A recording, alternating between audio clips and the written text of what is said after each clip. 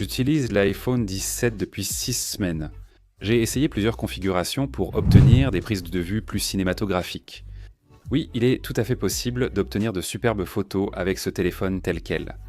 Mais si vous êtes quelqu'un qui cherche à obtenir des résultats d'apparence beaucoup plus professionnels, peut-être que vous prenez les choses un peu plus au sérieux. Ou vous voulez juste profiter au maximum de votre téléphone. Alors, il y a quelques principes fondamentaux et accessoires clés dont vous aurez besoin pour obtenir ce rendu. Je vais vous expliquer tout ce que j'ai utilisé pour obtenir ces prises de vue, ces prises de vue. Je vais expliquer l'utilité de chaque élément et comment ils amélioreront vos images. Après cela, nous emmènerons cette installation dans les rues du Portugal, prendrons des photos et je vous donnerai des conseils de réalisation. Maintenant, si vous souhaitez une installation plus petite et plus légère, alors optez pour l'iPhone 17 ou le modèle Pro. Mais personnellement, je préfère le Pro Max pour sa plus grande taille d'écran, son autonomie et ses fonctionnalités vidéo. J'ai combiné cela avec le stabilisateur M-Sept, car il m'aidera à obtenir des images plus fluides et supporte une charge plus lourde que d'autres stabilisateurs. Donc maintenant, je peux ajouter des accessoires comme des objectifs et des filtres, ce dont nous allons parler dans un instant. Cela vous aide aussi à mieux tenir votre téléphone. Tenir votre téléphone tel quel peut sembler un peu encombrant et vos chances de le faire tomber et de le casser augmentent. Ce que, évidemment, nous ne voulons pas. Bonjour, salut. Oh non, ne t'inquiète pas, aujourd'hui ça va. D'accord, merci. Désolé, c'était le service de ménage. Si tu ne l'avais pas compris, je suis à l'hôtel. Il existe certainement des stabilisateurs plus petits et plus compacts, des stabilisateurs qui se replient et tiennent littéralement dans ta poche, comme le V3 Ultra par exemple. Et j'utilise toujours ceux-là, ils sont parfaits pour des prises rapides et plus adaptées aux débutants. Mais si je vise des résultats professionnels avec mon téléphone, le M-Sept est mon stabilisateur préféré. Quand on sortira filmer dans 1 minute, tu verras pourquoi ce stabilisateur apporte autant de valeur à tes prises. D'accord, pour obtenir des images cinématographiques, il faut maîtriser l'exposition, ce qui nécessite un filtre neutral, Density. C'est comme des lunettes de soleil pour l'objectif. Il réduit la quantité de lumière qui atteint le capteur, ce qui te permet de garder une vitesse d'obturation basse et agréable. Ce qui te donne ce mouvement fluide et naturel que tu vois dans les films, au lieu de cet aspect vidéo net que tu obtiens souvent avec un téléphone. Maintenant, le système que j'utilise est le système de filtre hybride Freewell Pro, et c'est vraiment l'un des systèmes de filtres les plus rapides et les plus polyvalents que j'ai jamais utilisé pour un iPhone. Il se fixe magnétiquement directement sur la coque Freewell comme ça. Ça prend littéralement 1 seconde et tu es prêt à filmer. C'est rapide, flexible et offre un vrai contrôle cinématographique sans transporter de matériel encombrant. Après avoir installé ton filtre Neutral Density, il y a encore un élément qui peut vraiment améliorer ton rendu cinématographique. Et c'est une optique anamorphique. J'utilise à nouveau celle-ci de chez Freewell. C'est leur 133 Pro Cine anamorphique. Et ça se visse simplement sur l'objectif principal de l'iPhone 17 comme ceci. Ce qui est vraiment important parce que c'est l'objectif qui offre la meilleure qualité d'image. Net et précis, il excelle en basse lumière et offre une belle profondeur naturelle aux images. Maintenant, ce que fait cet objectif, c'est qu'il élargit votre champ de vision. Donc tout paraît plus ouvert et cinématographique, un peu comme l'effet grand écran que vous voyez dans les longs courts-métrages. Le mieux, c'est que la qualité d'image reste intacte pour cet effet. Il inclut aussi des filtres à stries interchangeables, permettant de passer facilement d'un effet flare bleu, doré ou neutre selon l'ambiance souhaitée. C'est simplement une façon très propre et créative de faire en sorte que vos vidéos iPhone ressemblent à des images tout droit sorties d'un film. Parlons des applications de caméra à utiliser pour de meilleurs résultats. J'en utilise 2 selon le résultat souhaité. Pour un contrôle manuel total de ma caméra, j'utilise l'application Blackmagic, entièrement gratuite. Les professionnels et créateurs de contenu l'utilisent pour un contrôle total sur l'essentiel. L'exposition, la mise au point, la balance des blancs et la vitesse d'obturation. Pensez à l'application photo de l'iPhone comme à une voiture automatique. Elle vous conduit d'un point A à un point B, mais le trajet reste limité. Blackmagic, c'est comme une boîte de vitesse manuelle. Elle offre un contrôle total. Un des plus grands progrès d'Apple est l'arrivée du ProRes RAW et de l'Apple Log.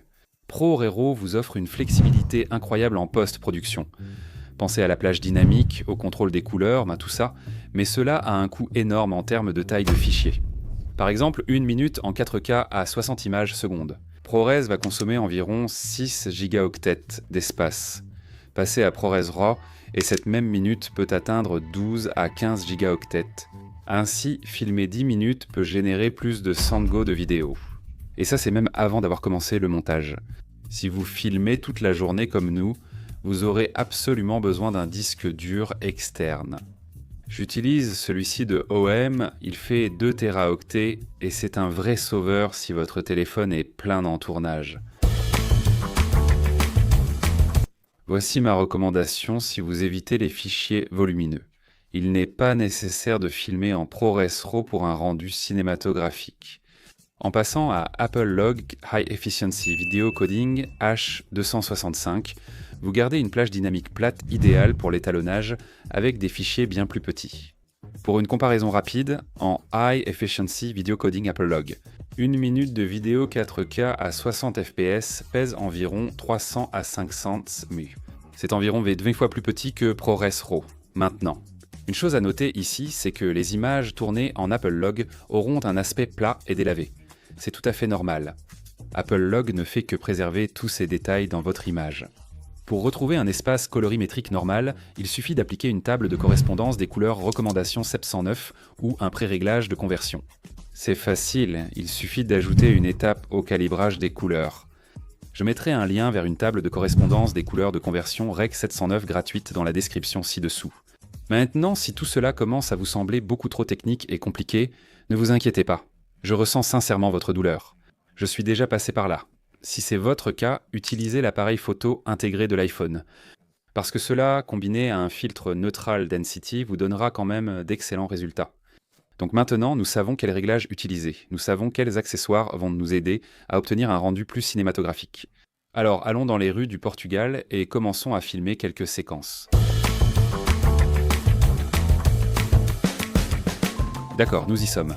Journée ensoleillée au Portugal. Ce filtre Neutral Density est indispensable pour le tournage d'aujourd'hui.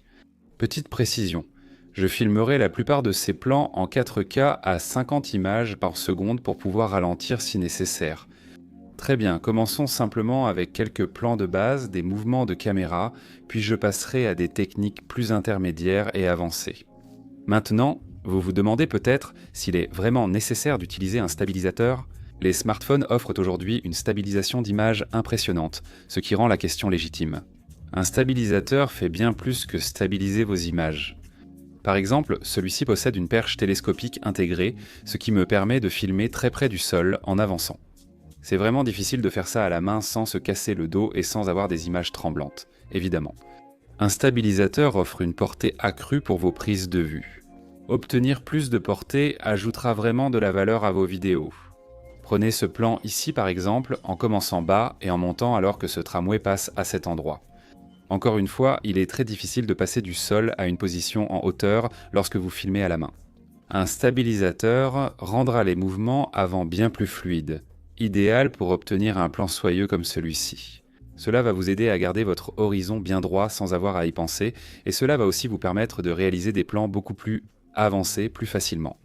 Par exemple, un mouvement vers l'avant avec une inclinaison vers le bas peut être un mouvement de caméra incroyable au bon endroit. Prenez ce plan par exemple avec une inclinaison vers le pont sur cette belle rue rose. En utilisant ce joystick tout en avançant, j'obtiens maintenant un plan beaucoup plus dynamique et professionnel. Cette technique fonctionne aussi très bien pour avancer et incliner vers le haut, une excellente façon de révéler une scène ou un lieu.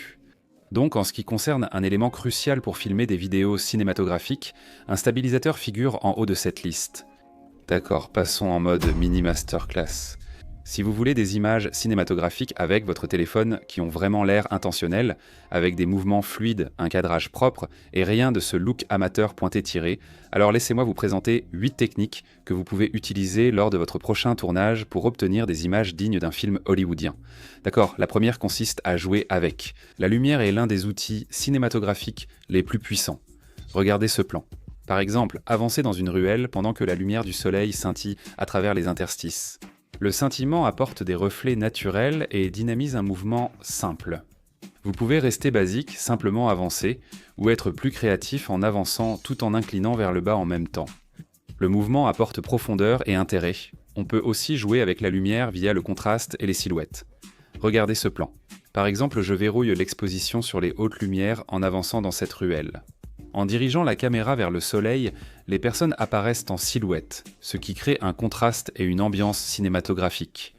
D'accord, numéro 2, suivez l'action. Il existe 2 principales façons de filmer des sujets en mouvement. Vous pouvez soit laisser l'action traverser le cadre, comme ce tramway par exemple, soit suivre l'action pendant qu'elle se déplace. En filmant la circulation sur ce pont, j'ai vu un avion passer au-dessus de moi et je l'ai suivi dans le ciel au lieu de le laisser filer. Un petit ajustement rend la scène bien plus dynamique. Numéro 3, mode vue à la première personne ou point de vue. Si vous souhaitez dépasser les mouvements avant et panoramiques, essayez le mode vue à la première personne ou point de vue sur votre stabilisateur. Cela déverrouille tous les axes, offrant beaucoup plus de mouvement. Prenez cet exemple, avancez, incliné vers le haut sur ces parapluies colorés en effectuant un panoramique. Il se passe beaucoup de choses ici, mais cela crée un mouvement vraiment fluide, presque onirique, qui apporte beaucoup d'énergie à vos images. D'accord, numéro 4, transition créative. Maintenant, au lieu de simplement passer d'un plan à un autre, vous pouvez effectuer la transition en utilisant des éléments de votre environnement. Prenez ce tramway par exemple. Si on avance vers ce tramway en l'utilisant pour remplir le cadre lorsqu'il passe, nous pouvons maintenant utiliser cela pour passer au lieu ou à la scène suivante.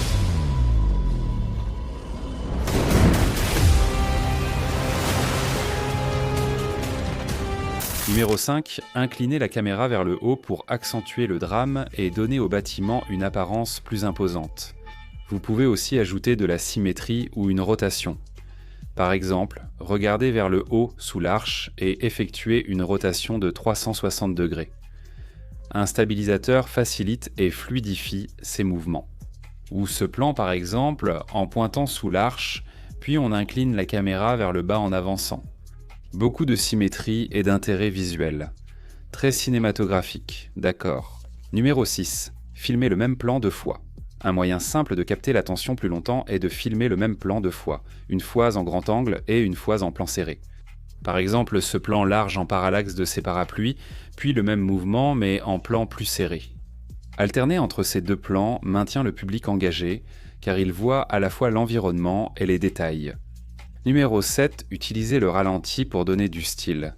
Il rend même les plans simples plus riches et cinématographiques. Cela masque aussi les micro-tremblements si vous n'arrivez pas à avoir un mouvement fluide. Par exemple, ces bulles flottent dans le cadre, apportant texture et profondeur. Ou que pensez-vous de ces pigeons qui s'envolent au ralenti sur la plage? Ou que pensez-vous de ces vagues qui s'écrasent pendant que la caméra avance près du sol? Aucun de ces plans n'est compliqué, mais le ralenti les sublime vraiment. D'accord, numéro 8, ajoutez un premier plan et de la profondeur. La profondeur, c'est ce qui rend une image cinématographique.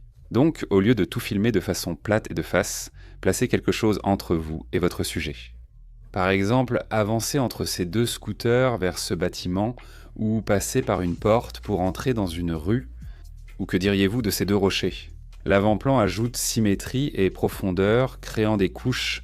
Les plans superposés rendent l'image plus dynamique et captivante. Si vous souhaitez en savoir plus sur la réalisation de films avec un smartphone, j'ai un mini masterclass de 2 heures. Je mettrai le lien et tout le matériel mentionné ci-dessous. C'est tout pour moi. Je vous remercie d'avoir regardé et je vous retrouve dans la prochaine vidéo.